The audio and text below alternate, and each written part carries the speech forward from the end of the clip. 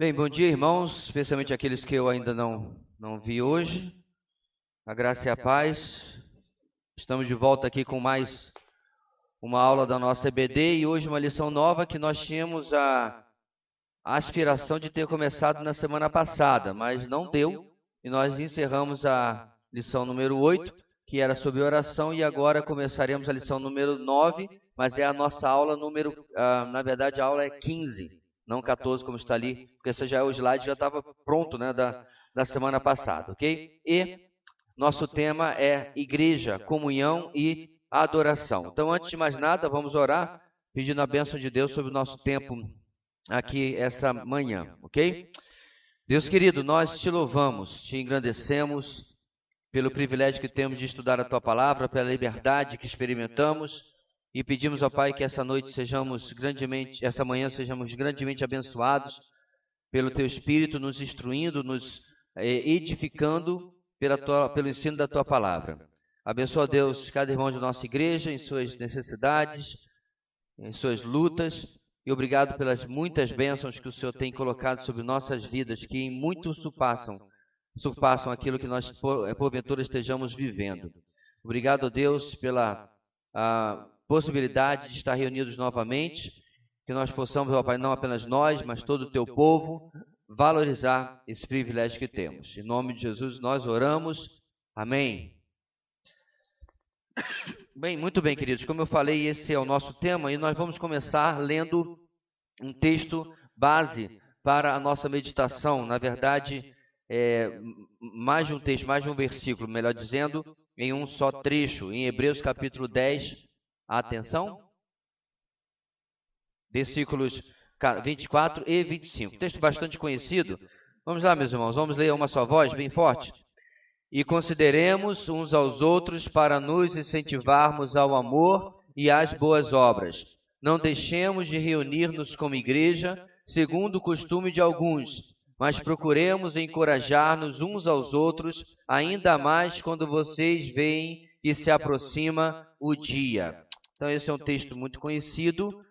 Já lá no primeiro século, o autor de Hebreus verificava que alguns irmãos já estavam querendo ser um proto-desigrejado, né? Aquele pessoal que resolveu ser a igreja do eu sozinho, né? Estou em casa, né? Eu prego para mim mesmo, eu me basto, eu me amo, não posso viver sem mim. Então esse é o pessoal que não compreende que igreja, todas as metáforas de igreja, nós vamos passar por isso, irmãos, elas são metáforas coletivas, né?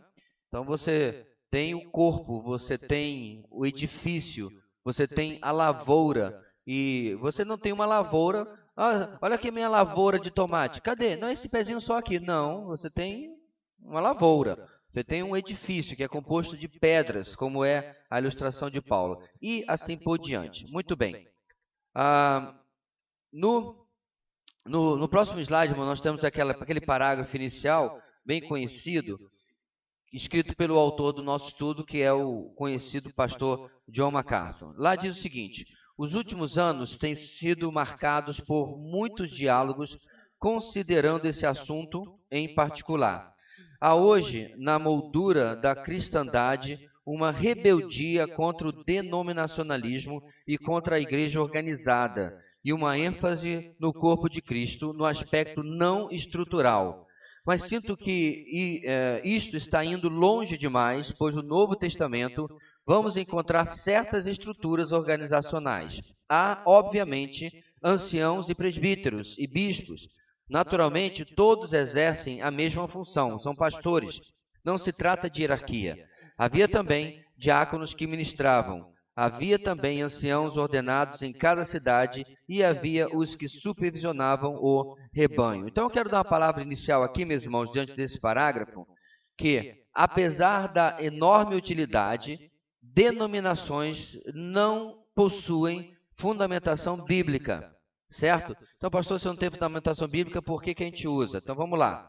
Existe uma diferença, meus irmãos, entre aquilo que não possui fundamentação bíblica e as pessoas transformam em algo mandatório, transformam em algo doutrinário, transformam em algo obrigatório, e aí está errado, certo? Então, na sua igreja, como é que faz? A mulher só usa saia e o homem só usa camisa de manga comprida. praticamente está caindo em desuso, mas 20, 30 anos atrás havia denominações assim. Aí você pergunta, por quê? Essa é a doutrina da igreja. Está errado, isso não tem nada a ver com doutrina. Não tem nada a ver com ensino bíblico. Mas aquela igreja pode decidir estruturalmente, se os membros estiverem de acordo com isso, todo mundo usar esse tipo de roupa, ou todo mundo vestir de bate-bola, todo mundo vestir de arlequina, vai ficar à vontade, vai ficar ridículo.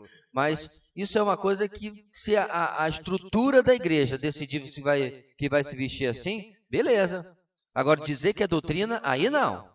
Essa é a enorme diferença, irmãos, entre uma decisão organizacional e uma doutrina, certo? Então, a ordem do culto, e outras coisas estruturais são da vida da igreja, mas não tem a ver com ensino bíblico diretamente.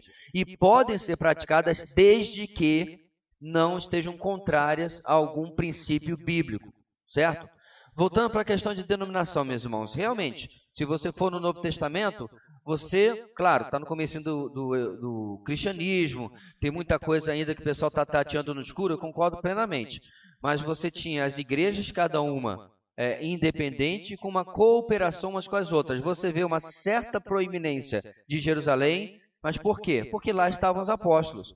Mas passado isso, irmãos, essa cooperação é o que acontecia e, adiantando na história da igreja, eventualmente, líderes de todo lugar onde havia igreja se reuniam para tomar determinadas decisões, quando, por exemplo, uma questão teológica acontecia. Quando alguém se levantava e começava a espalhar um ensino meio estranho, os diversos bispos, que a palavra significa supervisor, só isso, tá? Não é hierarquia, isso foi inventado pela Igreja Romana, eles se reuniam para debater e tomar uma decisão que retornasse à unidade da igreja naquele tipo de pensamento. E isso, quem estudou a história da igreja aí, irmãos, pode aprender isso com mais tranquilidade, mas isso você verifica, por exemplo, quando começaram a ensinar que Jesus não tinha uma natureza divina, ou que Jesus não tinha uma natureza humana, e aí você teve todo um debate e diversos embates também, até que chegou-se a um concílio, certo? A uma reunião onde se reafirmou a fé bíblica. Então, alguém uma vez disse, num lugar aí que eu li, que a igreja, de forma arbitrária, decidiu pelos livros que estão no Novo Testamento. Mais ou menos, não foi bem assim, certo? Quando a igreja finalmente bateu o martelo sobre os 27 livros do Novo Testamento, porque o Antigo Testamento é a Bíblia hebraica, né, já estava definido, não foi assim. Qual que a gente vai ficar? Quem quer algum aí? Dá uma indicação aí. Alguém fala assim, eu quero livro de receita da minha mãe. Não é assim. A igreja, quando chega até aquele ponto, irmãos, tem toda já uma história. Por exemplo, se você pegar os pais da igreja, certo? Aquela geração que vem logo depois dos apóstolos, isso a gente aprendeu lá em bibliologia, lá no comecinho do nosso estudo, né? Você percebe que se você pegar os escritos do pai da igreja, você consegue reconstruir 97% do Novo Testamento. Eu vou repetir de outra forma. 97% do Novo Testamento é citado nos escritos dos pais da igreja. Mas, por exemplo, você não vai encontrar citações de um monte de cartas que não estão no Novo Testamento, certo? Por exemplo, a carta que foi escrita a Laodiceia, ela é citada no final de Colossenses, mas ninguém tem essa carta, certo? Paulo escreveu para eles, mas não foi preservado. Então, nós entendemos que Deus sobrenaturalmente protegeu aquelas cartas e conduziu a história para que elas fossem mais divulgadas, mais copiadas, para que pudesse chegar até nós. A propósito, o seu colega da faculdade, aquele bicho grilo que estuda filosofia, sabe como é que é? Aquele cara lá que está pensando nas coisas né? Ele baseia todo o estudo dele em algumas dezenas de manuscritos, sabia? Platão, Aristóteles, etc. Tem algumas dezenas de manuscritos, séculos depois que eles já haviam morrido. Como é que é o Novo Testamento, irmãos? Eu sei que não é o assunto, mas é importante às vezes a gente relembrar isso em bibliologia. O mais antigo manuscrito original é do 1º século. Isso é antes do ano 100, certo? Isso é 20 e poucos anos, na verdade nem 20 e poucos anos, 10, 15 anos depois da morte do último apóstolo. E nós temos dezenas de milhares de manuscritos do Novo Testamento. A Bíblia é o livro mais bem documentado da história da humanidade. Então é um livro extremamente seguro naquilo que nós cremos, certo? Pois bem, voltando para a igreja, meus irmãos. Então, pastor, se isso não é dessa maneira, por que que nós temos denominação? Muito bem que você tenha perguntado isso, muito obrigado. Porque, meus irmãos, ela é útil, ela tem uma utilidade, porque nós temos um pensamento doutrinário que combina, praticamente na sua totalidade, com as demais igrejas batistas. E, apesar de nós termos comunhão com irmãos que pensam um pouco diferente, por exemplo, forma de governo da igreja, forma de batismo,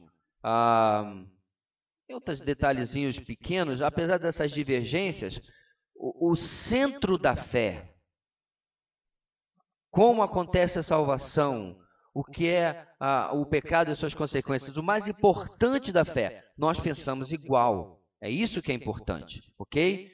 Então, podemos ter comunhão com os irmãos da Assembleia de Deus, da Presbiteriana, da Metodista. É claro que quando a gente fala de Batista, Presbiteriano, Metodista, Assembleia, nós temos toda uma cor, né? Então, assim, vai do branco alvejante até o negro da noite, né? A matiz de cores é imensa, eu entendo. Há igrejas presbiterianas e metodistas e batistas que não têm como ter comunhão, porque são liberais, já abandonaram a doutrina, preservaram o nome de forma indevida, mas já abandonaram a doutrina, certo? A Presbiteriana Church, a Igreja Presbiteriana dos Estados Unidos da América, certo? Ela não tem, por exemplo, comunhão com a própria Igreja Presbiteriana do Brasil. Por quê? Eles negam a inerrância das Escrituras e uma série de doutrinas bíblicas. Então, é uma denominação que, apesar de um nome bonito, presbiteriana, é herética. A Aliança Batista do Brasil é uma denominação herética também, apesar do nome batista. Você vê como é que é? Nem tudo o que reluz é ouro, tá? Mas é importante nós salientarmos que a denominação não vem antes da igreja local.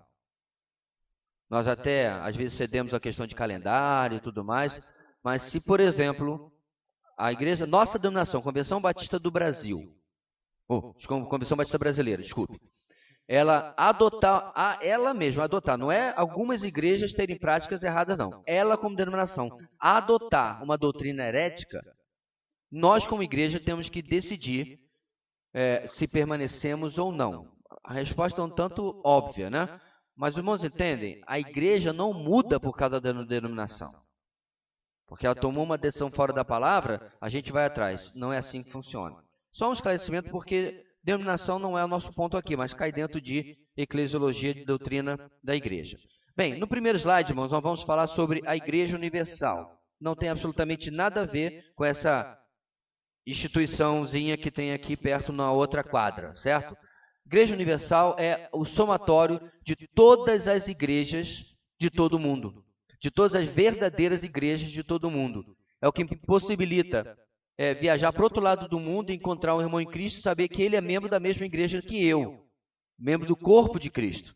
Mesmo que às vezes a gente possa ter algumas diferençazinhas de forma de culto e tudo mais, é a mesma igreja. Vamos lá.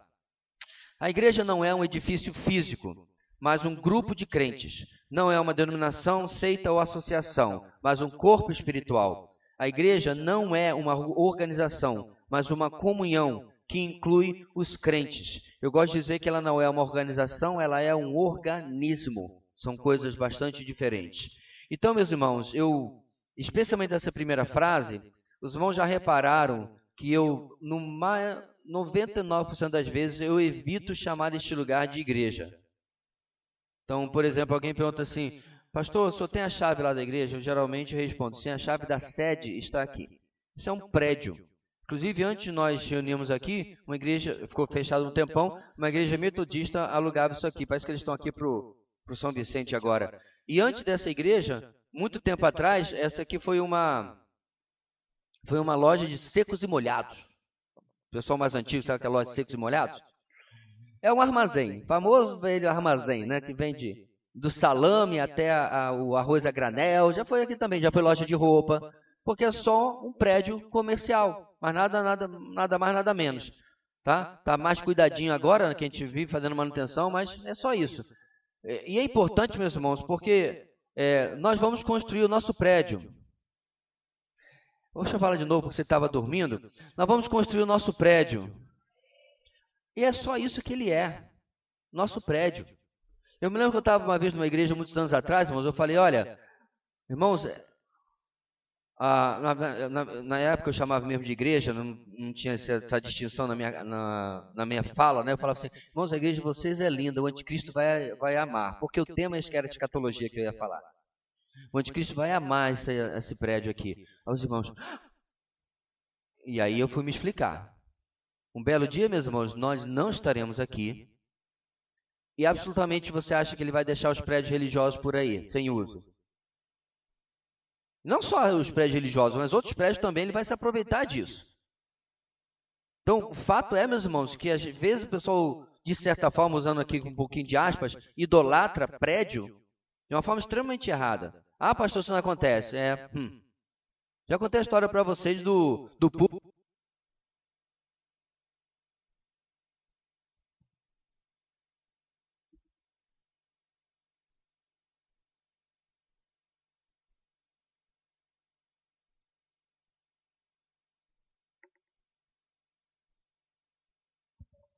Alô, eu já contei para vocês a história do púlpito que virou moita, né?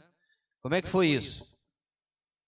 Faz uns anozinhos aí, eu era presidente dos adolescentes lá da minha terra, lá da Ilha do Governador, e aí nós íamos fazer uma peça evangelística num congresso de adolescentes. E aí eu peguei de um lado o púlpito, né? E o irmão pegou do outro lá. Quando eu ia levantar, lá vem o zelador correndo, desesperado. Não. Eu falei, o que eu estou fazendo? Eu estou pegando errado. Porque tem púlpito que você vai levantar por cima e o tampo sai, né? Porque não está bem pregado. Só que eu estou levantando errado. Aí ele falou, irmão, o que você vai fazer? Não, eu ia botar o púlpito ali do lado, irmão, para a gente fazer uma peça aí. Não pode? Este é o santo púlpito de onde é pregada a palavra. Eu falei, Jesus, eu quase toquei na arca da aliança. Irmãos, é só um pedaço de madeira. Que inclusive vai ter que ser quebrado, porque nossa logomarca mudou. A gente vai fazer outro vidro para botar ali no meio, ele vai ter que ser quebrado. Olha só. Já pensou se eu chego lá na oficina do marceneiro, ele está trabalhando nesse púlpito sem camisa? Já pensou que absurdo? Ele não tem medo de cair fulminado, não? Essas coisas, tem gente que acredita nisso. Eu também me lembro de um lugar que eu fui numa igreja entregar um convite, entregar um cartaz. E aí o irmão o zelador saiu lá de fora para me atender, pingando de suor. Porque, é claro, ele não ia ligar o ar-condicionado. Coloca aqui para mim, por favor. Ele não ia ligar o ar-condicionado para varrer o prédio, né? Ele não podia trabalhar de bermuda e sem camisa, não, porque, na verdade, quando é a casa de Deus, né? Vai que Deus não gosta de pessoas sem camisa. Então, são as coisas, meus irmãos, que o pessoal cria, inventa, e eu estou falando isso em pleno século XXI. Isso não é coisa de 1940, 1950, não. Em pleno século XXI, há irmãos que... Alô, já voltou. Há irmãos, acho que você está de folga ainda, porque eu já está lendo ali. Tudo bem. Há irmãos que têm esse tipo de pensamento. Pastor, então isso aqui é um prédio como qualquer outro? Depende, a sua casa é uma casa como qualquer outro? Eu posso ir lá fazer bagunça? Eu posso entrar a hora que quer? Ou seja, irmãos, todo lugar tem o seu decoro. O que a gente não pode exagerar é que tipo de decoro isso é. Joshua, ajuda esse irmão aqui que ele está perdido. Na outra câmera aqui, irmãos. Por que, irmãos? Não é verdade que a gente tem vamos mudar a palavra, certa etiqueta, né? Você não vai vir para a igreja com traje de banho, porque também seria ridículo se eu pegasse você na praia de terno e gravata, ou de vestido longo. Bem, eu já encontrei uma irmã de saia longa e camisa fechada, porque era pecado ir de traje de banho na igreja, na praia, mas é outro assunto. Então, você entende que você tem um certo decoro de como você vai se comportar no lugar onde você vem para a reunião. Então, a diferença de decoro e uma idolatria exagerada são coisas completamente diferentes. Nós precisamos compreender a diferença de uma coisa para a outra. Alguma pergunta, irmãos? Isso aqui é um tema que às vezes a gente está com tanta cultura, vamos chamar assim, né? Folclore evangélico na cabeça, que alguma das coisas que a gente vai afirmar aqui você não está acostumado a ouvir. Se tem alguma pergunta sobre essa questão de denominação, de prédio, Tá tudo certinho? Eu sei que a gente ensina bastante sobre isso aqui na igreja, mas não custa falar novamente. A tampa da frente está fechada, senão não vai aparecer nada. Então tá bom, vamos lá. Bem, ainda falando sobre a Igreja Universal, meus irmãos, o corpo de Cristo em todos os lugares, vamos ler os 2 primeiros versículos para nós compreendermos um pouco mais sobre isso. Colossenses 1, 18. Tá aí? O que é? Já foi, hoje tá bom o negócio da técnica. Colossenses 1,18. Ele é o cabeça do corpo, que é a igreja. É o princípio, o primogênito dentre os mortos, para que em tudo tenha supremacia. Efésios 5, 23. Pois o marido é o cabeça da mulher, como também Cristo é o cabeça da igreja, que é o seu corpo, do qual ele é o Salvador. Só um parênteses aqui, meus irmãos. Eu lembro uma vez que o pessoal estava uma discussão imensa de quase 15 minutos se o certo é dizer que Cristo é a cabeça ou o cabeça. Falei, Jesus da glória. Pagou a dívida externa e solucionou todos os problemas da igreja. Eu não sei, isso aí é uma questão muito mais de português do que de qualquer outra coisa. Mas vamos lá. Número 1, qual a posição de Cristo na igreja? O texto já deixa bem claro. Ele é o cabeça. A ideia aqui, meus irmãos, é que ele é a liderança, o pensamento, o que ele decide, o corpo obedece. Certo? Mesmo que você tenha um tremor na mão, esse tremor nasce de um sinal meio confuso que está vindo da cabeça. Ela comanda todo o seu corpo. É literalmente o centro de todas as decisões. A mesma coisa acontece para essa metáfora do papel da posição de Cristo na igreja. E como ela é, número 2, a igreja como ela é descrita.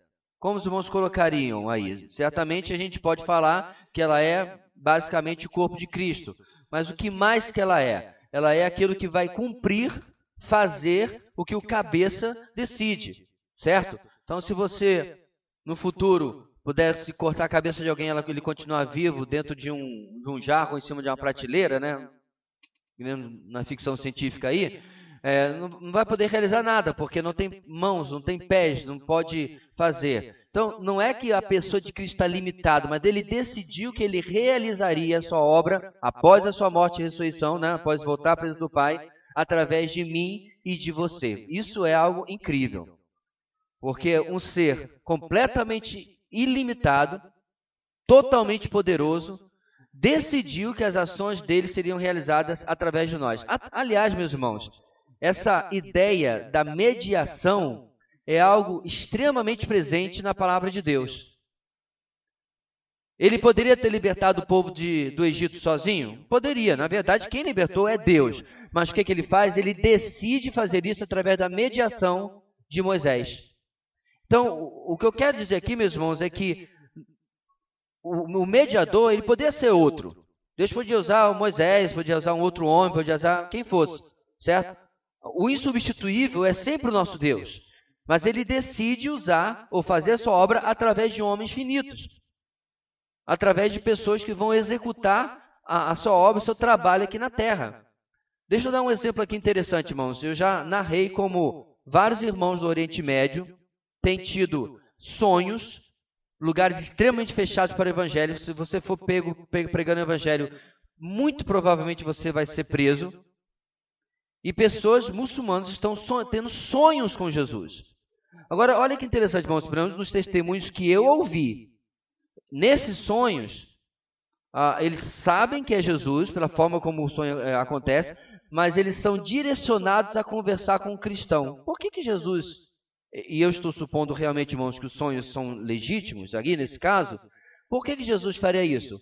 Por aquilo que eu acabei de dizer, porque ele decidiu que o evangelho seria conhecido pelas pessoas através de mim e de você.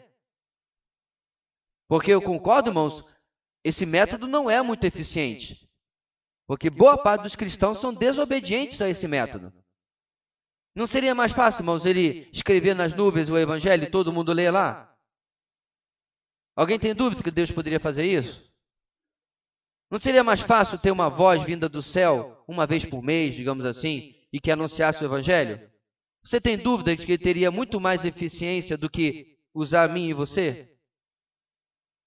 Quantas e quantas vezes, meus irmãos, o Senhor nos ordenou para falar com um amigo do lado no trabalho, um colega do lado na faculdade, e eu fingi que não era comigo.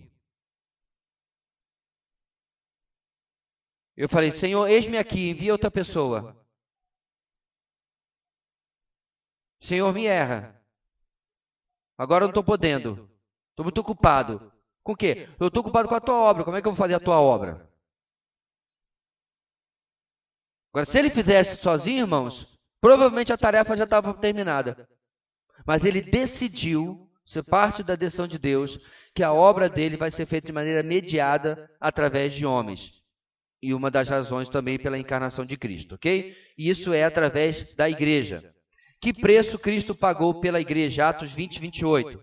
Cuidem de vocês mesmos e de todo o rebanho sobre o qual o Espírito Santo os designou como bispos, para pastorearem a igreja de Deus que ele comprou com seu próprio sangue. Peraí, igreja de quem? Igreja de Deus, que ele comprou com o quê? Com seu próprio sangue. Vocês pegaram, irmãos, a teologiazinha bem sutilzinha na palavra de Paulo aí? Porque em algum lugar na sua Bíblia você tem que Deus morreu na cruz? Em toda a sua Bíblia você vai encontrar que Jesus morreu na cruz, certo? E ali diz que Deus comprou a sua igreja com o seu sangue. Então você não entender, meus irmãos, nesse versículo, que Paulo, além de estar dando uma exortação aos presbíteros de Éfeso, está dando uma pequena lição de teologia, de cristologia, sobre a divindade de Cristo, você passou batido pelo versículo e perdeu a parte mais importante. Então, a igreja foi comprada pelo sangue derramado do Deus vivo, Deus encarnado. Como diz o credo apostólico, Deus de Deus, homem de homem. Bem, como uma pessoa se torna membro do corpo de Cristo? Faz a carta de pedido de membresia. Não, você é membro da igreja local. Como faz parte do corpo de Cristo. Colossenses 3,15. Que a paz de Cristo seja o juiz em seu coração, visto que vocês foram chamados para viver em paz, como membros de um só corpo, e sejam agradecidos. 1 Coríntios 12:13. Pois em um só corpo todos nós fomos batizados, em um único Espírito, quer judeus, quer gregos, quer escravos, quer livres. E a todos nós foi dado beber de um único Espírito. Ok. O batismo que Paulo está mencionando nesse texto é a forma de entrar no corpo de Cristo, não é o batismo nas águas, ou das águas, ou qualquer coisa que você quiser colocar aí como preposição, certo? Esse batismo é o batismo no Espírito Santo. Esse é um dos motivos, um dos argumentos, irmãos, pelos quais o batismo no Espírito Santo não pode ser algo posterior à sua conversão. Do que eu estou falando? Eu estou falando da doutrina pentecostal, pelo menos clássica, de que você experimenta a sua conversão, aonde você é selado com o Espírito, e aí depois você tem que buscar incessantemente, tem que crer, e você vai ser batizado no Espírito Santo. Isso não possui sustentação bíblica. O próprio texto de 1 Coríntios 12 fala que todos vocês foram batizados em um mesmo corpo, no mesmo Espírito. E Paulo, meus irmãos, fazia algum tempo que não ia a Corinto. Com certeza, irmãos novos tinham chegado, irmãos que nem conheciam Paulo. Então, para ele afirmar que todas as pessoas de Corinto haviam sido batizadas no Espírito, só pode ser pelo fato de que ele está se referindo a todos que são convertidos, certo? Todos que já haviam experimentado a salvação. Portanto, como é que você se torna membro do corpo de Cristo? No momento da sua conversão. Então, perceba bem, meus irmãos, em termos de organismo, no momento da sua conversão, você já é membro do corpo de Cristo. Contudo, você pode não ser membro de nenhuma igreja local, certo? Então vamos lá. Você está lá no meio da Transamazônica, certo? Aí na parte que o presidente ainda não asfaltou, parte lá bem, né, onde os ônibus atolam, onde não passa nem trator. Você lá está com o seu radinho AM, nem sei se existe mais AM, né? Porque eu não ouço rádio mesmo, mas enfim. Está com seu radinho lá e tal, ouvindo a Transmundial.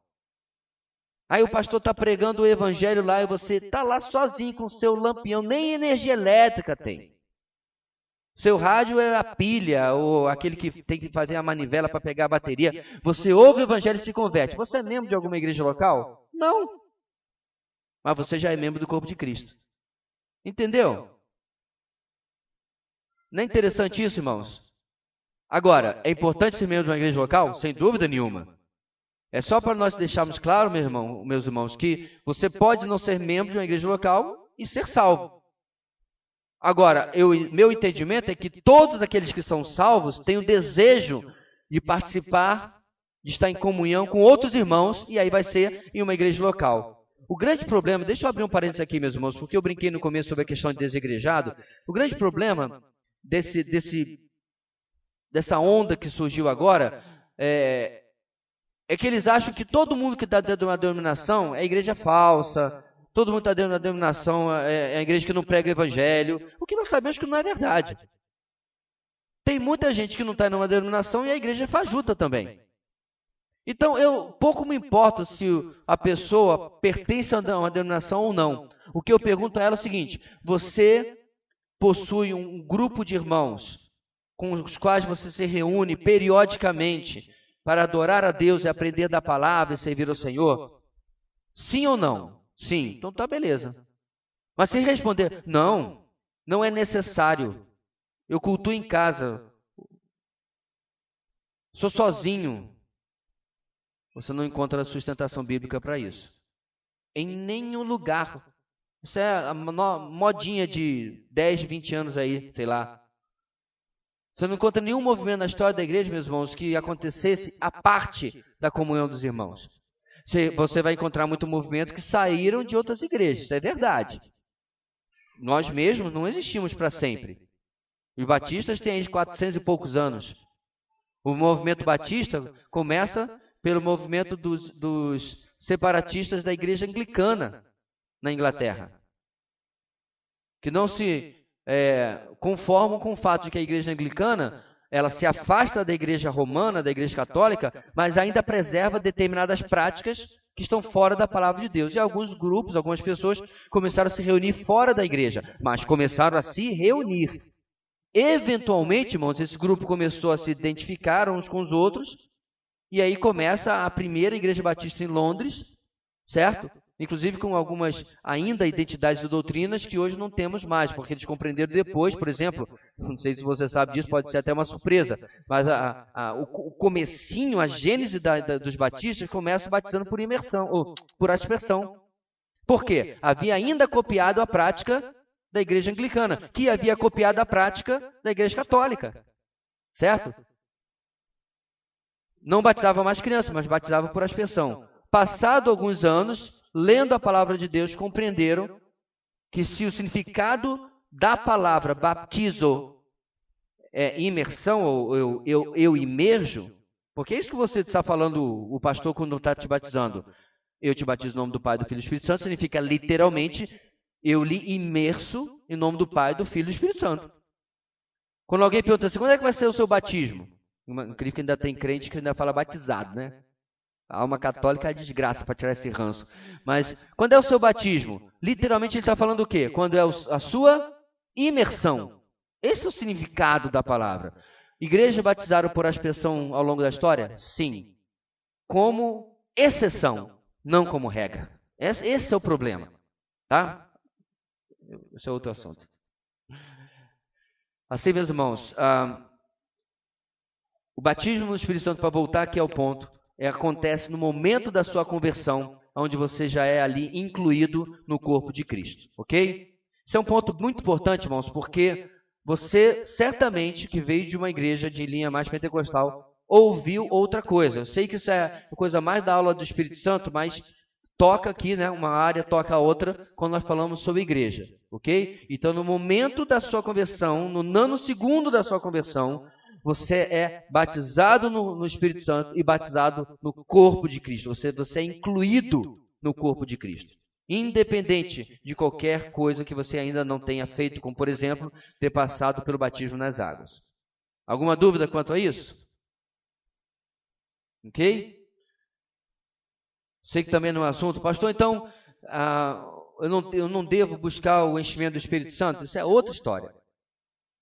Nós tratamos isso quando falamos de pneumatologia, irmãos, da doutrina do Espírito Santo. Você pode todo dia pedir pelo enchimento do Espírito Santo. Toda hora que quiser, toda oração. Se você fala assim, Senhor, eu decidi que toda oração que eu fizer, no final, eu vou pedir, Senhor, muito obrigado, então me enche no teu espírito. Em nome de Jesus, amém. Não tem problema nenhum. Mas, nesse caso, é melhor do que menos. O problema é você achar que vai ter algum tipo de experiência necessariamente porque o fulano foi na vigília tal, no grupo tal, e teve tal experiência. E aí você não vai ter fundamentação bíblica para isso. Bem, agora, irmãos, nós vamos sair da igreja universal, agora vamos falar da igreja local, ok? Repetindo, igreja universal, o somatório de todos os cristãos, de todos os lugares, inclusive de todos os tempos, tá? Os que já morreram e os que ainda não nasceram. Esse é o corpo de Cristo, a igreja universal como um todo. Beleza. A igreja local. O Novo Testamento descreve como os crentes se reúnem em pequenos grupos para adorar a Cristo, receber instrução das Escrituras, ajudarem-se mutuamente, orar e evangelizar. Vamos lá. Letra A, a igreja local ilustrada. Onde os crentes se reuniam antes de existir prédio de igrejas. Romanos 16, versículo 5. Vamos lá. Saúdem também a igreja que se reúne na casa deles. Saúdem meu amado irmão Epêneto, que foi o primeiro convertido a Cristo na província da Ásia. 1 Coríntios 16, 19. As igrejas da província da Ásia enviam saudações. Áquila e Priscila os saúdam afetuosamente no Senhor. E também a igreja que se reúne na casa deles. Maravilha. Então, meus irmãos, por que as igrejas se reuniam nas casas? Simples. Número 1, você não tinha ainda o reconhecimento do cristianismo como uma religare legia, ou seja, uma religião legal. O judaísmo, por outro lado, tinha esse reconhecimento pelo Império Romano, certo? Então, você não podia, como cristão, simplesmente lá estar passando o centurião na porta da sua obra, e aí ele perguntava, o que vocês estão construindo aqui? Ah, é uma igreja, você não sabe? Ele ia primeiro perguntar o que era uma igreja. Ou mesmo que você dissesse, é um prédio para a nossa igreja se reunir. Ele ainda assim ia perguntar o que é uma igreja. Quando você explicasse, ele ia dizer, mas com autorização de quem? Você tem que lembrar que praticamente todas as igrejas estavam dentro do Império Romano, isso durante muito tempo.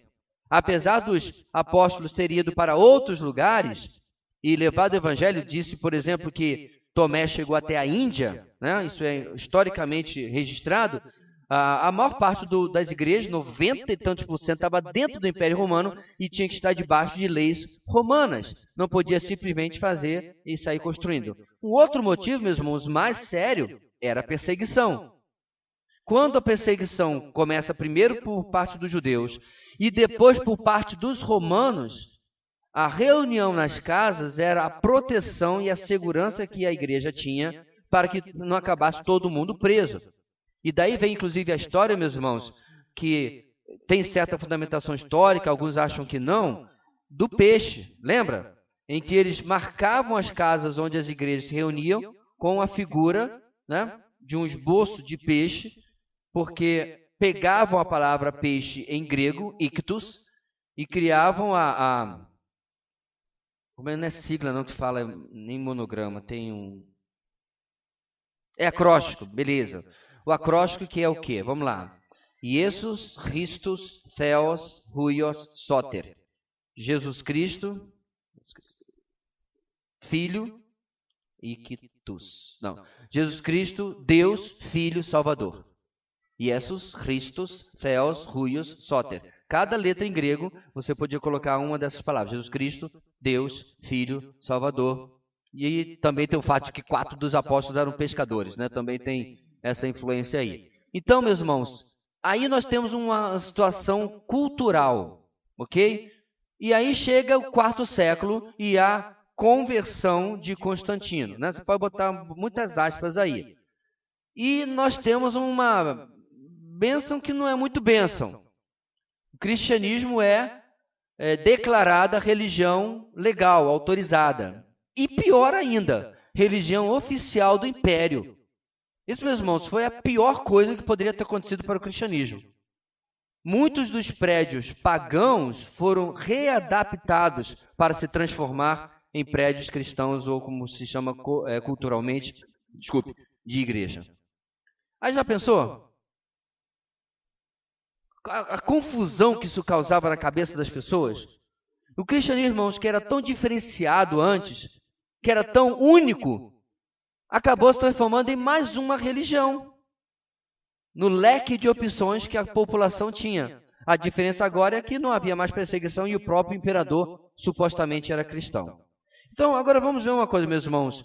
Por que a igreja do Novo Testamento se reunia assim? Nós temos que obrigatoriamente seguir o mesmo costume? Não. Porque eu não me lembro na nossa igreja alguma casa dos irmãos onde nós possamos colocar 200 pessoas.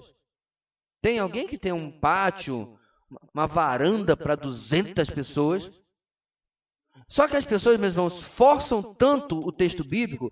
Não, mas aí você não faz assim. Você faz várias igrejas nas casas. Pastor, não é isso que a gente faz com o grupo de vida? Não. Nós temos grupos de vida como uma alternativa, uma estratégia para compartilhamento mais pessoal e até mesmo pastoreamento, cuidado mais pessoal do que apenas junto com um grupo grande, né? Mas não é uma ideia porque a igreja tem que estar nas casas, certo? Então é importante nós destacarmos isso aqui, meus irmãos, porque de novo é um discurso dos desigrejados. E de cada coisa. E você sabe, meus irmãos, que a internet quando é que nem jogo de futebol de pereba, né? Quando o cara não consegue tirar sua bola, ele vai na sua canela. Não é assim, não? Jogo de futebol de pereba? Ele é driblado uma vez, driblado duas vezes, na terceira vez ele vai no meio da sua rótula, porque ele não sabe jogar bola. Não, na internet é a mesma coisa. Desigrejado não sabe jogar bola. Então, como ele não consegue vencer no argumento, ele começa, vai lá para o seu templo pagão. Que templo?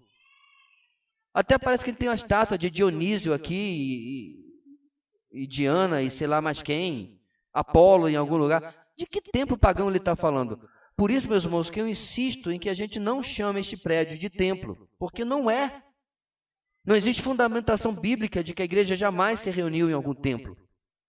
Infelizmente, na nossa denominação, muitas igrejas têm o costume de botar bem lá na frente, Templo Batista. Quem já viu isso aí? Não, não é um templo. Não existe mais templo. Aliás, existe. Nós somos o templo. Não é isso que a palavra de Deus fala? Então nós temos que, muitas vezes, irmãos, dar uma forçadinha contra a cultura para que a gente não comece a esquecer de coisas básicas, de coisas óbvias e acabe praticando ou tendo um procedimento que não coincide com aquilo que a palavra de Deus coloca. É quando você começa a chamar isso aqui de templo, né? De santuário, também tem essa, né? Vamos lá no santuário da igreja. Nossa, chega meu ouvido interno, me dá labirintite com um negócio desse. Vamos lá na casa do Senhor. Que casa do Senhor? A palavra de Deus diz mesmo, pode o céu conter o Senhor? Como é que um prédio vai contê-lo? Então não é. É só um prédio, absolutamente mais nada. Eu me lembro, meus irmãos, que na nossa igreja anterior, onde o pastor Marcelo foi o pastor depois de mim, quando eu estava lá ainda, eu falei para os irmãos que o nosso projeto era fazer uma quadra. Porque nós éramos uma igreja de bairro, né? E seria muito possível durante a semana fazer um trabalho com as crianças, com os jovens e tal, né? E servir a comunidade. Mas quando fosse para nós, a gente ia botar as cadeiras e fazer o nosso culto normalmente. Como, por exemplo, várias igrejas são assim, a primeira de Atibaia é assim e outras muitas. Pois bem, e aí eu coloquei numa reunião de colegas isso daí, esse projeto, do qual nós não tínhamos dinheiro para fazer, mas era uma ideia. Aí sabe o que ele me falou? O que o irmão vai fazer com aquele versículo? Guarda o teu pé quando entrares na casa de Deus. Aí eu falei assim, bem, eu vou fazer com ele o que um bom dispensacionalista faz. Eu vou deixar lá na dispensação do Antigo Testamento, porque não funciona mais para nós no tempo da graça. Mas incrível que ele era dispensacionista como eu. Mas estava interpretando, parece que estava interpretando o texto quase praticamente como um mau aliancista interpretaria de forma alegórica. Aí ele, insistindo, perguntou, mas aí o irmão vai profanar um templo? Eu falei, não, eu vou santificar uma quadra. É só você enxergar da maneira correta. É só um prédio. Diga para o seu irmão do lado, é só uma pessoa não. Pronto, irmãos. Eu espero que fique bem compreendido isso. Reuniam-se porque não tinham um prédio melhor para se reunir, né? Voltando ainda para a letra A, número 2, em que dia da semana eles se reuniam? Isso é outra briga. Atos 2:42. No primeiro dia da semana, reunimos-nos para partir o pão, e Paulo falou ao povo. Pretendendo partir no dia seguinte, continuou falando até a meia-noite. Vamos lá, irmãos. Nós já ensinamos lá no comecinho de Atos, você pode pegar na primeira mensagem, a diferença de uma instrução normativa e uma instrução informativa, certo? Qual a diferença? As epístolas são normas. Elas não trazem sugestões, ideias ou experiências. Quando Paulo escreve aos Efésios, quando Pedro, estamos pregando em Pedro no sábado à noite, nas lives, né, aquela que você não assistiu, ali é uma norma, você não tem discussão, é o que é. Quando você vai para Atos, meus irmãos, você tem que compreender o contexto e aquilo que está acontecendo, certo? Aquilo que está sendo como experiência. Por exemplo, hoje nós vamos passar pelo naufrágio com Paulo. Próxima vez que você estiver com naufrágio, você pensa assim, o que eu devo fazer? Já sei, eu vou lá em Atos 27 e vou copiar tudo que Paulo fez, certo? Errado. É uma descrição do que está acontecendo, certo? Então, engraçado, você copia Paulo em Atos 27, mas não quer copiar Jonas, né? Me joguem no mar. Estamos na tempestade, aqui vai se acalmar. Por incrível que pareça, de repente deve ter algum crente que já deve ter tentado fazer isso. Se funcionou para Jonas, vai funcionar para mim também, certo? Errado. É uma narrativa, uma descrição.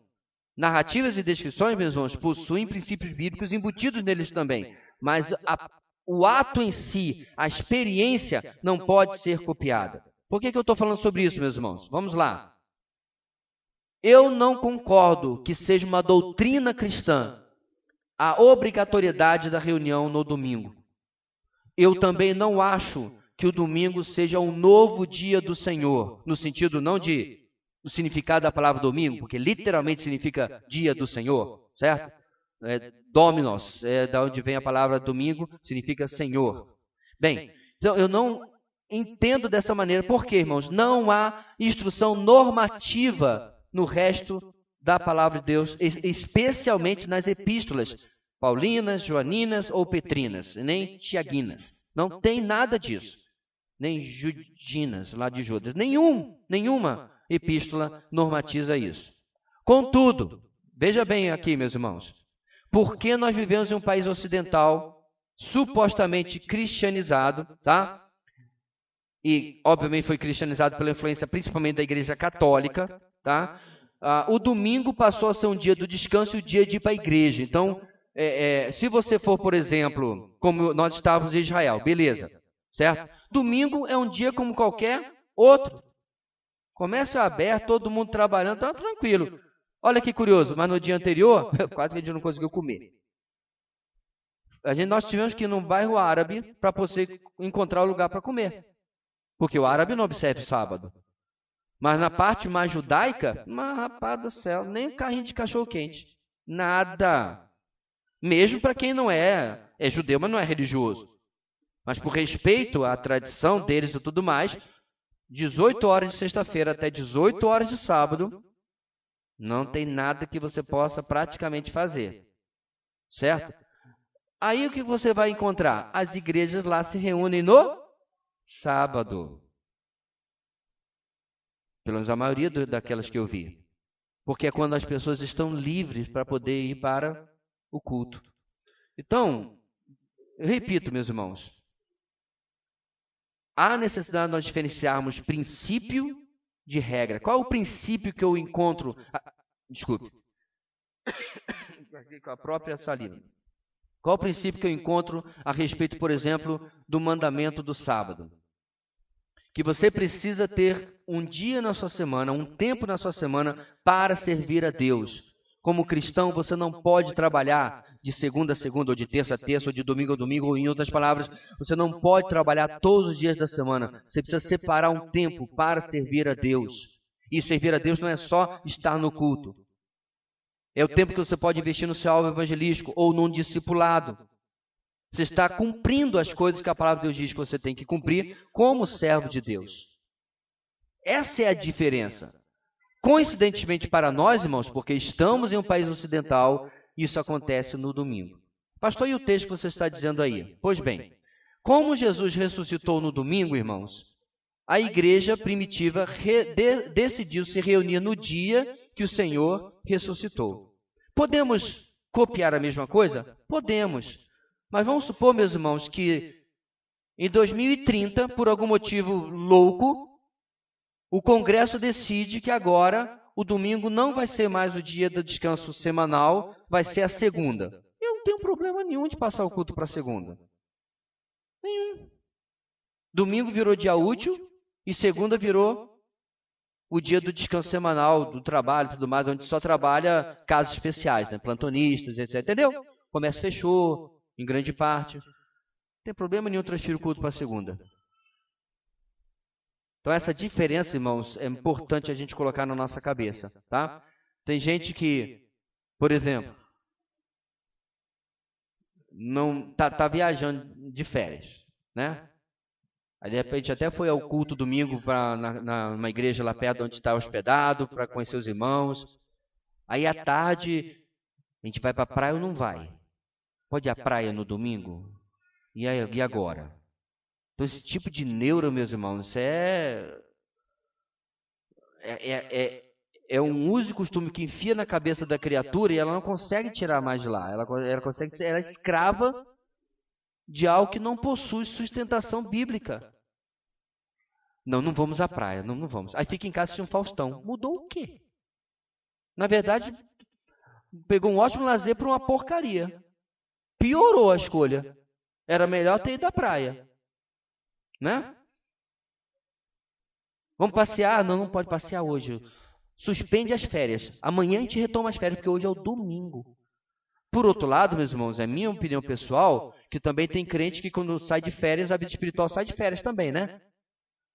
Não faz devocional, não procuram um dia para congregar com os irmãos daquela região, daquele lugar que estão. Irmãos, na nossa lua de mel, nós encontramos uma igreja, uma pequena comunidade, lá na cidade. Onde nós fomos mesmo? Agora fugiu. Tivemos lá agora, com os meninos, no mesmo apartamento que nós fomos na lua de mel. Fugiu agora o nome da cidadezinha. Encontramos a igreja bem pequenininha, muito bonitinha, porque não encontramos a igreja batista. E foi muito bom estar com aqueles irmãos lá. E eu acho interessante que eu me lembro que quando eles perguntaram, os irmãos são da onde? Não, olha, eu sou do Rio, mas a gente está chegando agora de volta, porque a gente estudava em São Paulo e tal. Estamos no nosso lua de mel. É? Não pode ir para a igreja na lua de mel. Tem cada crente, com cada coisa na cabeça. Incrível, né? Pois bem. Então, acho que a gente tem que ter equilíbrio nessas dois extremos aí. Número 3. A lista de 4 coisas que a igreja primitiva fazia. Você pode ter uma exposição mais detalhada sobre isso na pregação em Atos, que já passamos por esse texto. Atos 2:42. Eles se dedicavam ao ensino dos apóstolos e à comunhão, ao partir do pão e às orações. Vamos lá. Letra A. Se dedicavam ao ensino dos apóstolos. Como nós explicamos naquela exposição com mais calma, todo ensino bíblico que pertence à igreja hoje precisa passar pelo crivo do ensino apostólico. O que eu quero dizer com isso? Quando você pega, por exemplo, a lei do Antigo Testamento, ela serve para nós? Depende.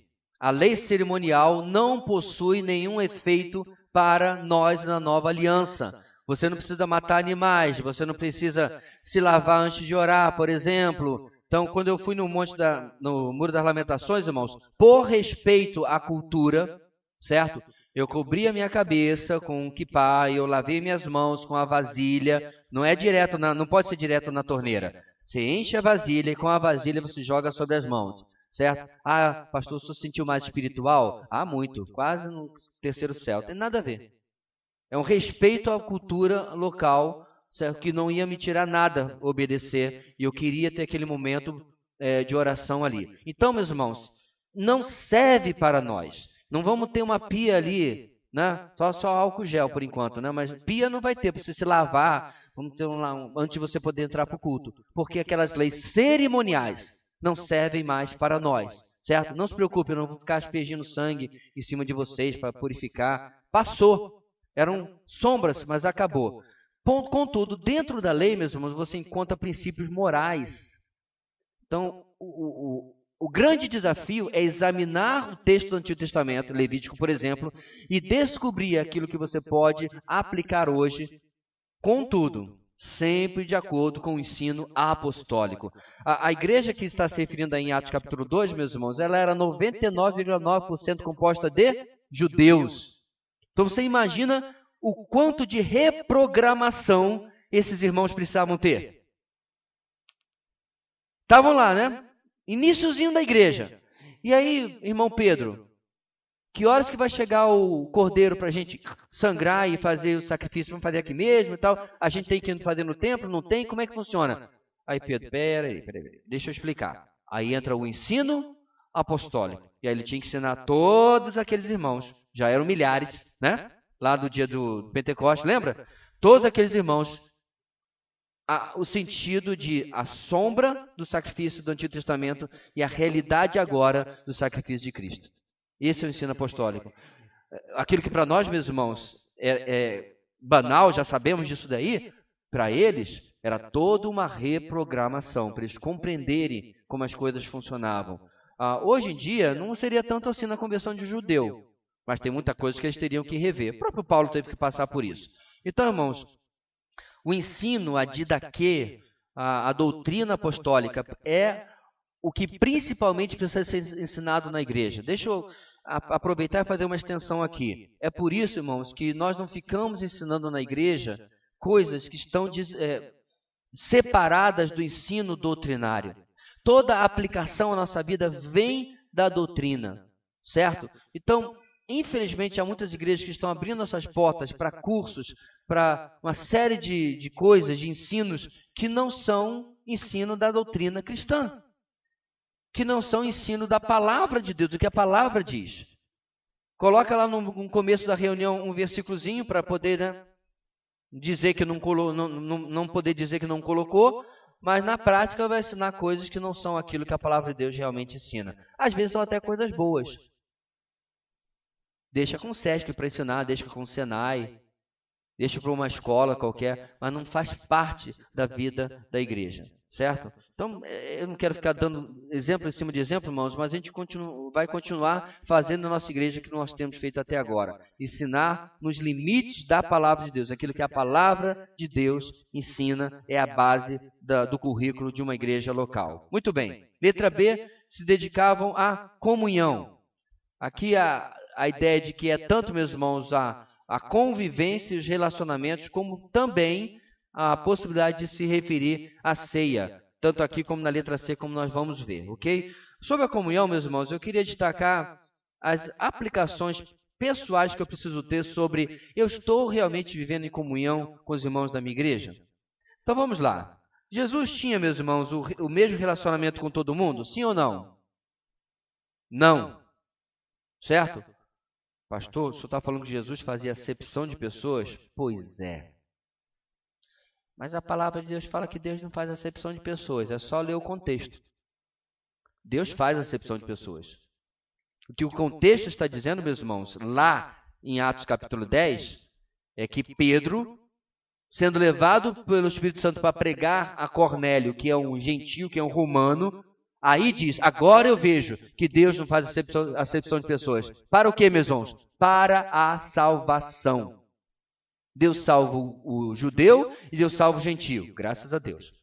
Deus salva o negro, o branco, o mameluco, o moreninho, tudo faz. Não há acepção de raça, não há acepção de status social. Deus salva quem Ele quiser de toda a raça, povo, língua, ok? Contudo, um belo dia Ele vai separar as ovelhas dos bodes. Isso chama-se, irmãos, acepção de pessoas. Aquele que desvia o seu ouvido de observar a lei, até a sua oração será abominável. Deus faz acepção de pessoas na oração. O que insiste no pecado ainda quer ser ouvido, Deus? Nananina, não.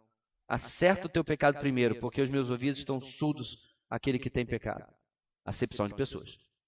Então, quando nós falamos, meus irmãos, da comunhão, por que eu comecei a falar de acepção? Hoje eu estou bem, né? tinha tratos diferentes com as pessoas. Beleza, muito obrigado, meu irmão. Para isso que serve presbítero também. Nós não vamos ter, meus irmãos, o mesmo relacionamento com todo mundo na igreja. Jesus, estrategicamente, escolheu 3, Pedro, Tiago e João, no barquinho, como diz a música. Pedro, Tiago e João no barquinho. Pode ver, irmãos, toda hora são esses 3. Mais engraçado, meus irmãos, que tem um quarto pescador, né? André. André não entrou no corte. Ele não entrou na cota. Só tinha vaga para 3.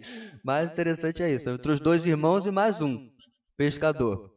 Então, Monte das Transfigurações. Quem está lá? Das Transfigurações não, né? Só foi uma, né? Monte da Transfiguração. Pedro, Tiago e João. Certo? Então eles eram, meus irmãos, o círculo íntimo de Jesus. E dentre eles, ainda tinha Joãozinho, que tinha um lugarzinho especial ali, né? Porque tu acha, meus irmãos, que deitar no ombro de Jesus é para qualquer um? Não, só para Joãozinho.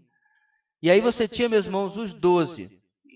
Não sabemos precisamente, mas é bem provável que Jesus tivesse diferentes relacionamentos com cada um e outro. Aí você tem, meus irmãos, um outro grupo chamado dos 70, que são enviados em 35 duplas. Ok? E aí você tem, talvez, outros grupos mais, né? Outros ciclos. Você tem as multidões que o seguiam e assim por diante. O que eu quero dizer com isso, meus irmãos?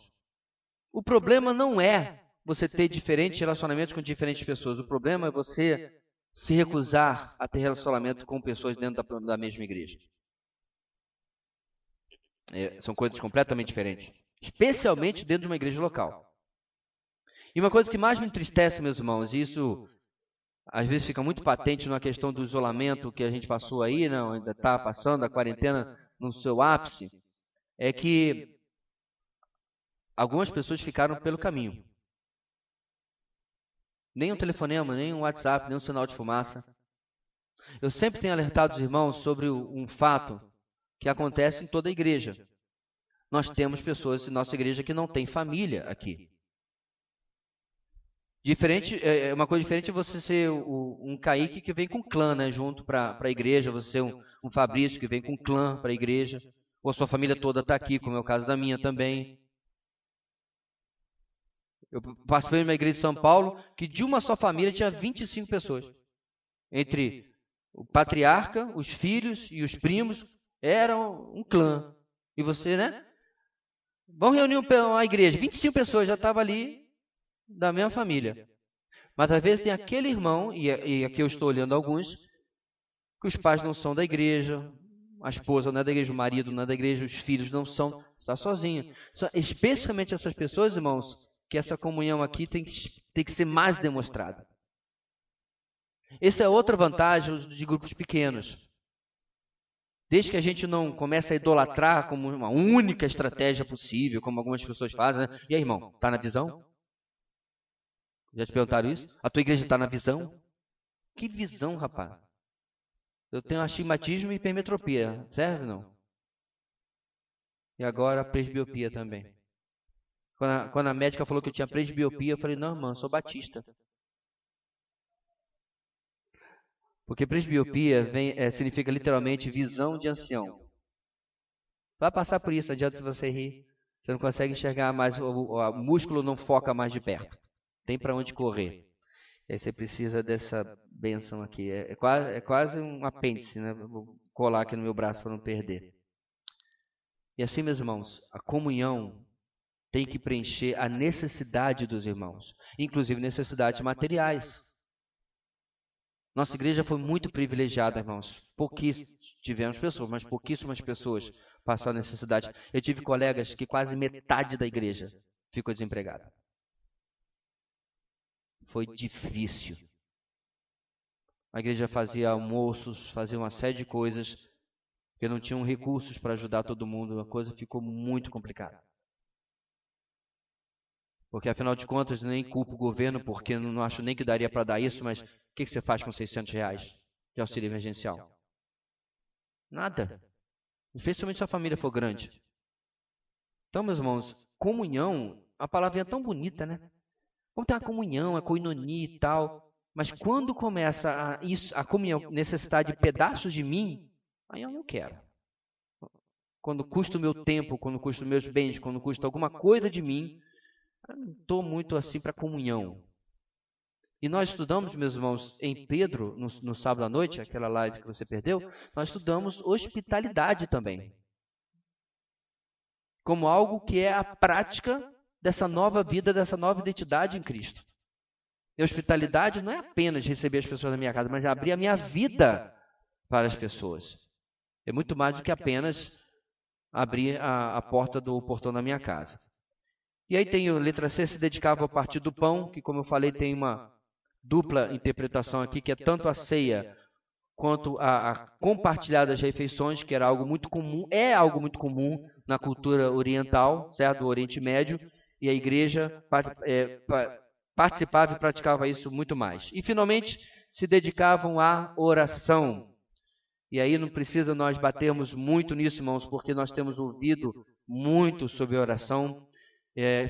Acabamos de sair de uma lição sobre oração, e eu espero que o crescimento que tivemos da outra sexta-feira para anteontem se repita na próxima sexta-feira, possamos sair definitivamente do marasmo, do isolamento e novamente o nosso culto de oração se transformar em algo pungente, né? Para a glória de Deus, para o nosso crescimento também. Então a igreja, meus irmãos, olha só, se reunia para oração. Não era só individual. A igreja buscava estar junto para compartilhar a sua vida e compartilhar isso através da oração. Ok. Seguindo adiante, meus irmãos, Deus concedeu tais homens à igreja para aperfeiçoar os santos. Para que propósito? Vamos ler, meus irmãos, versículo 12. Aí, deixa eu ver se meu slide está certinho. Ou eu pulei alguma coisa aqui.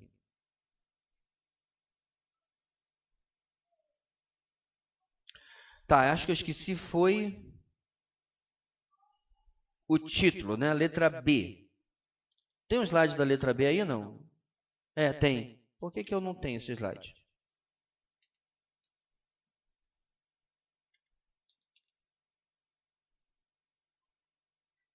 Ah, já sei o que eu fiz de errado. Acho que eu repeti. Tá, já sei o que eu fiz de errado. Você vai... eu repeti a parte de baixo do outro slide. Por isso que eu me confundi, porque eu olhei para baixo e já era o novo aqui. Tudo certo. Então a gente vai até ali a palavra de alístios, né, embaixo. E esse número 3 que está aí, você pula, já vai para o outro slide, ok? Falha nossa. Vamos lá. Letra B, a igreja organizada. Primeiro, homens capacitados. De acordo com Efésios 4, 11 e 12, Deus concedeu 4 tipos de dons aos homens na igreja. Qual é o texto, irmã? E ele designou alguns para apóstolos, outros para profetas, outros para evangelistas e outros para pastores e mestres. Ok, pode mostrar agora essas. Perceba, queridos, que apesar de nós termos 5 palavras, é o nosso entendimento que, na verdade, nós estamos falando de 4 funções. Ok? Vamos lá. Apóstolos, você já sabe quem são os apóstolos. Os profetas. Bem, há uma discussão infindável, meus irmãos, sobre essa palavra e o seu uso no Novo Testamento. Sim, havia algumas pessoas que Deus usava, como Ágabo, por exemplo, lembra? Que traz uma profecia a respeito da vida de Paulo. E havia algumas pessoas naquele tempo que Deus ainda usava ao trazer uma palavra específica para a igreja. Contudo, meus irmãos, o que tem se compreendido na história da igreja é que essa função cai em desuso à medida que a palavra de Deus se constrói, se apresenta, né, no Novo Testamento, e nós temos a palavra de Deus para examinar, nós temos como lê-la, como estudá-la para a nossa edificação. Agora, deixa eu colocar aqui uma coisa, irmãos, e a gente já falou na nossa igreja várias vezes. Deixa eu escolher bem as palavras aqui. Há uma diferença entre nós acharmos, fulano é um profeta de Deus, Deus fala através dele, como se fosse, né, um interfone celestial. Eu não acredito que isso persista até o dia de hoje. Que alguém necessariamente tenha o dom de profecia nesse sentido, certo? De ficar falando, assim diz o Senhor, parecendo um Isaías ou um Daniel, ou quem quer que você queira usar do Antigo Testamento. Contudo, entretanto, todavia, me ouça muito bem. Eu não vou colocar Deus numa coleira, Deus me livre, Ele me livre. Não vou colocar Deus numa caixinha para dizer que nunca, jamais, de jeito nenhum, Deus vai usar uma pessoa para trazer uma mensagem para outra. Ok? Os irmãos percebem, irmãos, a diferença de uma coisa para outra? Vários irmãos aqui já vieram de igrejas que têm esse costume de procurar e buscar profecia. Certo? Eu nunca fui de uma igreja assim. Mas eu posso falar sobejadamente, porque eu convivi toda a minha vida, até praticamente quando me tornei pastor, porque eu estou só praticamente na igreja batista, né? Mas eu convivi toda a minha vida, irmãos, com irmãos de linha pentecostal. Tá? A banda que eu tocava, quando eu era adolescente, na Night Evangélica, a banda, eu era o único batista, todos eram pentecostais. E são meus amigos até hoje, estava falando com ele outro dia, um dos meus melhores amigos. Agora, olha que interessante, irmãos. Tanto eu aprendi com o fervor deles, como eles aprenderam com o meu equilíbrio bíblico e a dedicação à palavra de Deus. Então, a gente teve um intercâmbio onde houve um meio termo. Tanto que eles também são hoje muito pé atrás. Com aquele irmão que você vai na reunião, ele já vem assim, jovem, meu amigo, eu queria tantas vezes estar na reunião de oração, na reunião de louvor, na tranquilidade lá. Lá vinha o tal do eis que te digo, eis que te digo. E via de regra, era coisa tão geral. O cara está lá na frente e diz, Deus está me dizendo hoje que tem alguém com dor de cabeça aqui. 300 pessoas dizem que tem alguém com dor de cabeça. Deus está dizendo aqui que tem alguém passando por uma enfermidade de estômago. Aí você fica do estômago, será que serve intestino também? Porque eu não estou muito bem. Então, são coisas, meus irmãos, que infelizmente as igrejas se alimentam disso. É isso que eu não concordo. Chega a ser meninice. Agora eu vou repetir o que eu falei agora há pouco. Você virar para mim e dizer assim, Deus nunca mais vai poder fazer isso. E ainda dizer que porque ele disse isso da sua palavra, que a sua interpretação, aí que para mim é uma grande dificuldade. Eu já falei isso, mano, sobejadamente quando nós estudamos sobre o Espírito Santo na nossa igreja. Quando estudamos sobre dons do Espírito Santo.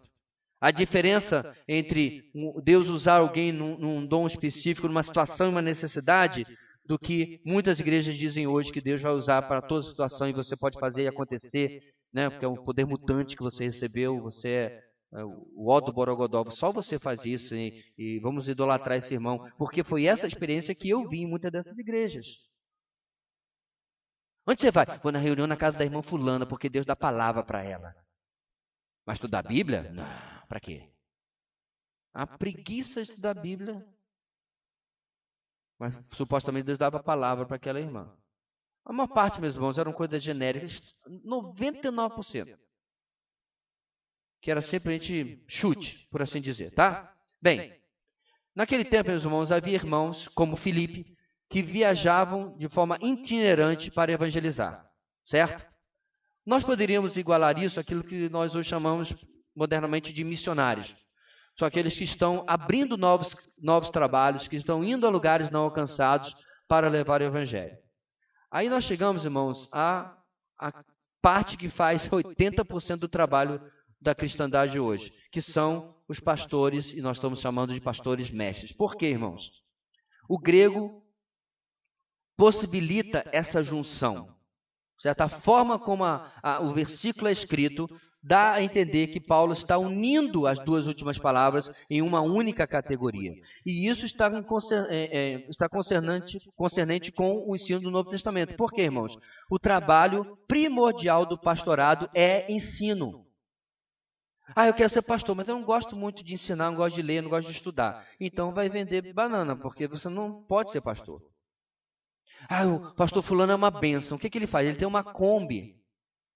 1982, que ele tirou o banco assim, põe um panelão para dar sopão para os pobres. Não, é maravilhoso o trabalho que ele faz, mas não é trabalho pastoral. Faça o trabalho, ninguém está lhe impedindo não. Dê sopa, dê estrogonofe, dê o que você quiser, salada de fruta, açaí, não tem problema. Mas, irmãos, não é trabalho pastoral. O trabalho pastoral está definido no Novo Testamento, mas hoje se inventa um monte de coisa.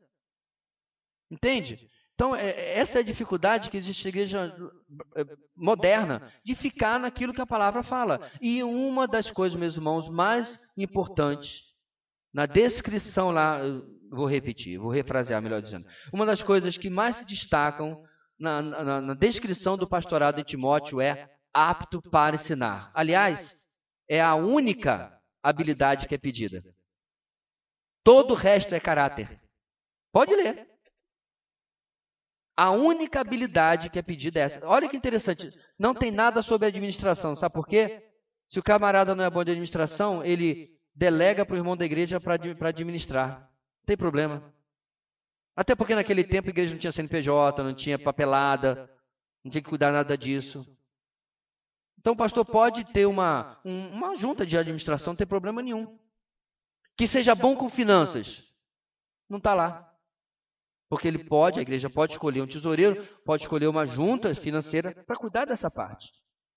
Mas o que ele não pode se esquivar, irmãos, o que ele não pode delegar é a parte de ensino. Isso aí não tem para onde correr.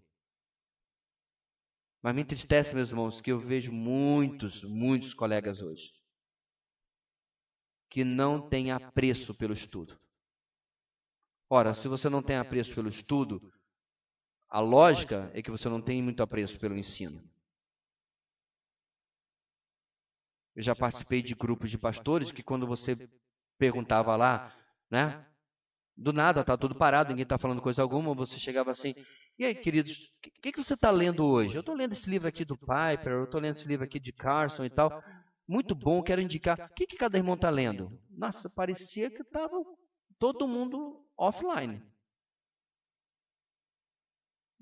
Poucos compartilhavam.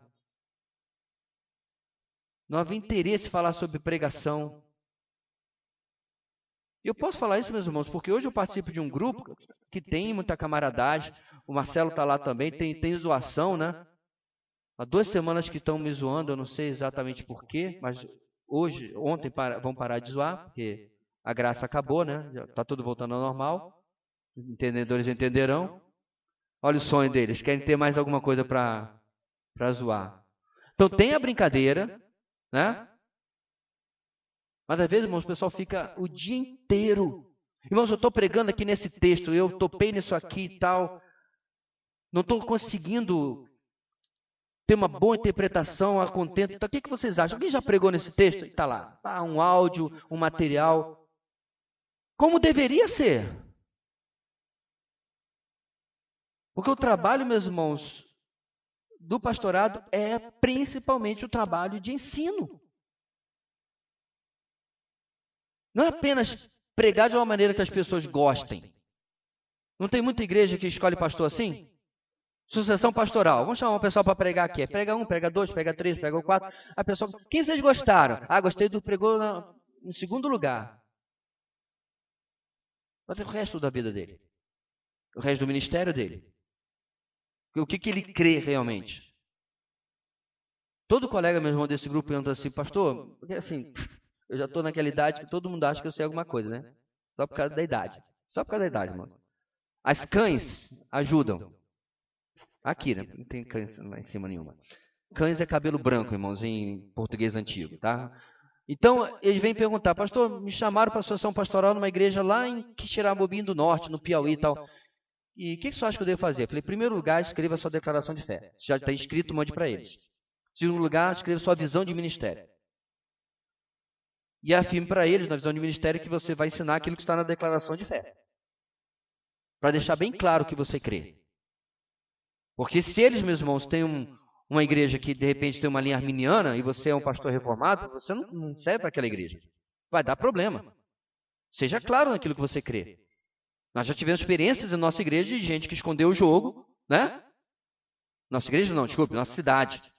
Gente que escondeu o jogo e quando veio, né, realmente foi falado aquilo que cria e deu ruim. Muito ruim.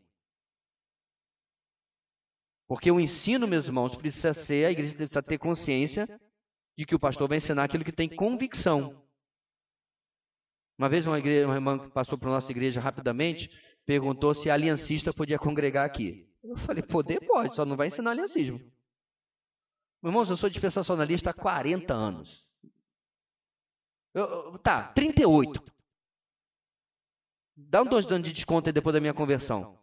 2 anos depois da minha conversão, eu já comecei a formar minha teologia. Pastor, você não tinha 12 anos de idade? Pois é. Não precisa ser adulto para formar teologia, só ler. Então, não é porque é aliancista, podia ser outra coisa. Vem um irmão, chega aqui, pastor, olha só, tem um probleminha, eu sou unitariano.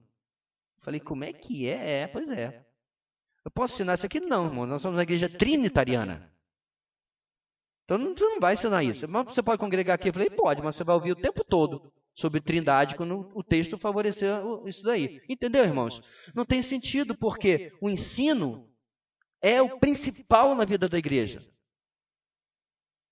Então, irmãos, vocês nunca passaram por sucessão pastoral? Eu espero que não passe logo agora, mas enfim. Mas um dia vocês vão passar por isso. A igreja agora do nosso preletor, daqui a 2 semanas, né? O pastor se aposentou.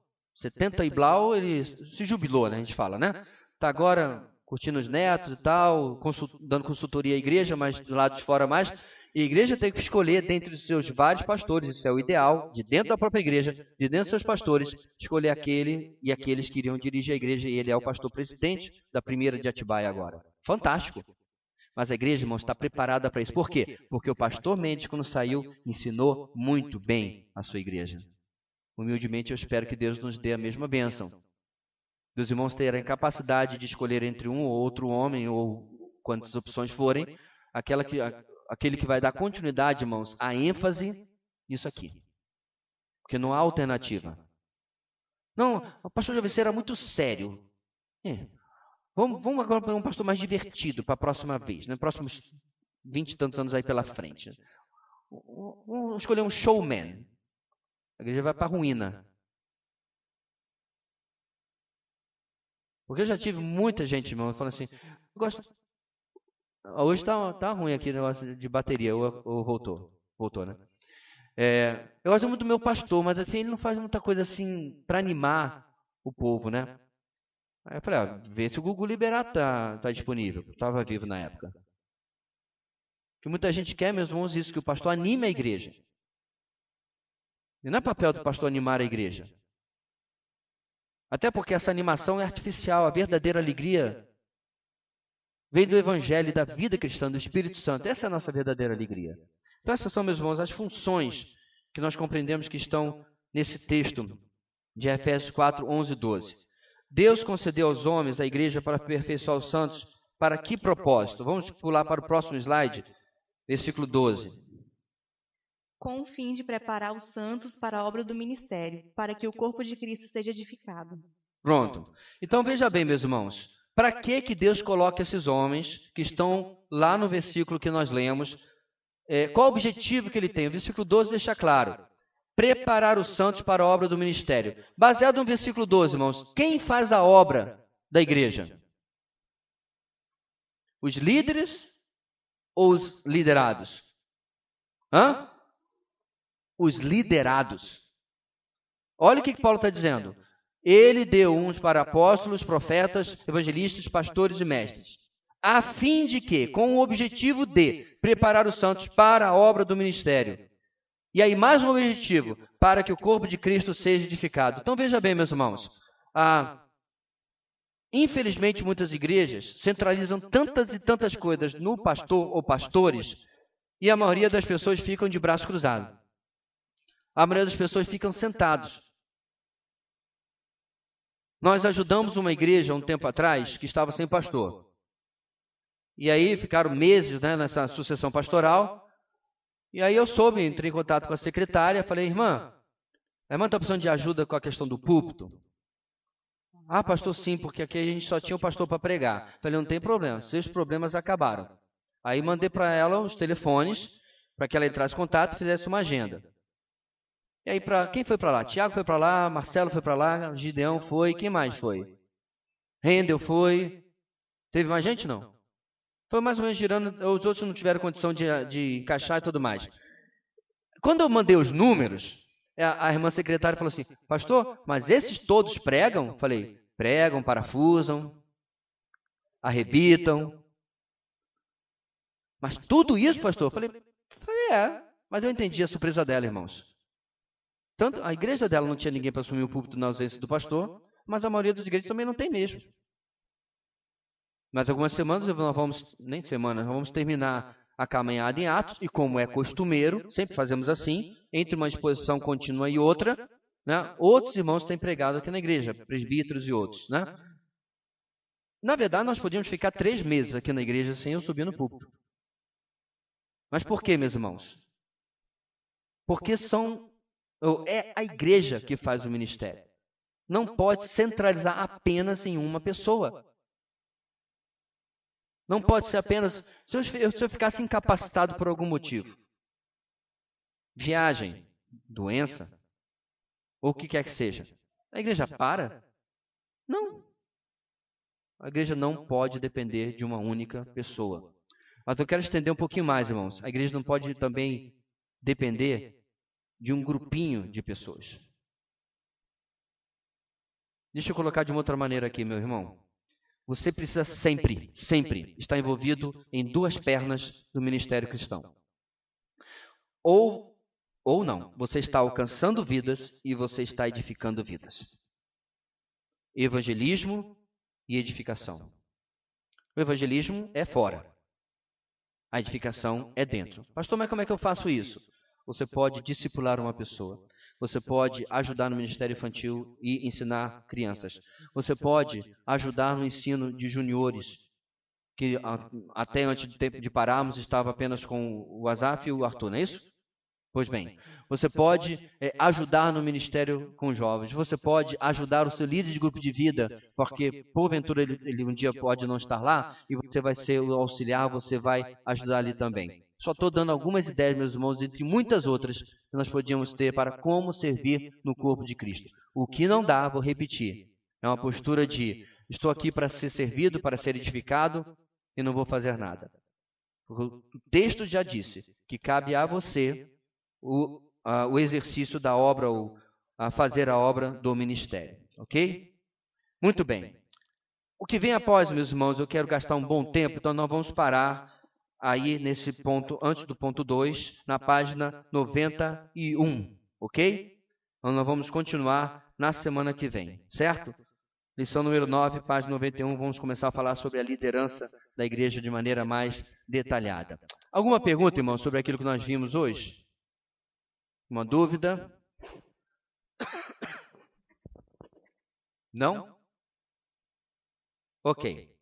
Muito bem, irmãos. Como os irmãos sabem, à noite nós ainda estamos sobre a questão da nossa lista, certo? Então, se você não está nessa lista, mas deseja participar do culto, precisa entrar em contato com o irmão Enof por mensagem para pedir que seja incluído, para que a gente controle a questão do número de pessoas no culto da noite, ok? Vamos colocar de pé, meus irmãos, e encerrar nosso tempo hoje. Oremos. Deus querido, muito obrigado pela tua palavra que mais uma vez vem conceder ao nosso coração a condição de aprender de ti e ouvir aquilo que o Senhor deseja para a tua igreja através da tua palavra. Muito obrigado, Deus, por que estejamos valorizando o acesso que temos a Ele. Abençoa, Deus, o nosso que temos pela frente, e à noite, Deus, possamos estar aqui para louvar e engrandecer o teu nome e valorizar também, ó Deus, a oportunidade que temos de retornar aos cultos presenciais. Por tudo isso nós oramos em nome de Jesus. Amém. Graça e paz da parte do nosso Senhor